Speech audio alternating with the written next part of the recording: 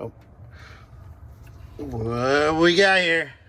Is the first spark number 7 on this side. There we go.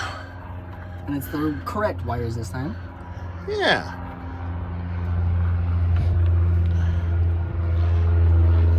But it's cool, they have orange tips. I like that. I think it's kind of funny because it's a Mopar. I need to put the orange back in my tattoo. Right, because it's a Mopar engine.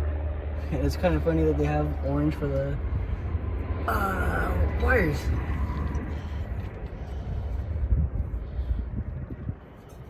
Where is this one? There he is.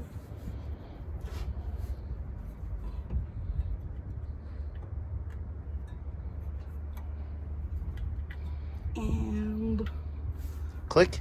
not yet. Almost. Yeah, just gotta get a good. Yeah, that's not an easy spot to do. Oh. We got the steering shaft in the way.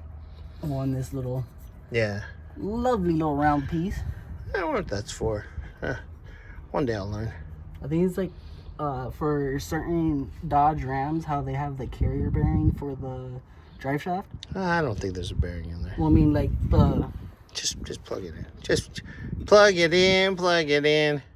Oh. There we go. Cool. In. And that's not going to rub on the exhaust, the steering shaft, nothing. It's in its little clippy holes. Looks good to me. Yep. All right. Well, I want to grab the second one and just follow it. Just be careful because it goes underneath there. So we just got to make sure everything goes in the right spot. And this is our set, longest to shortest. And yeah, actually I could put some things way out of the way here. Like that and that and maybe that. I don't know, we'll see. All right guys, that's the update.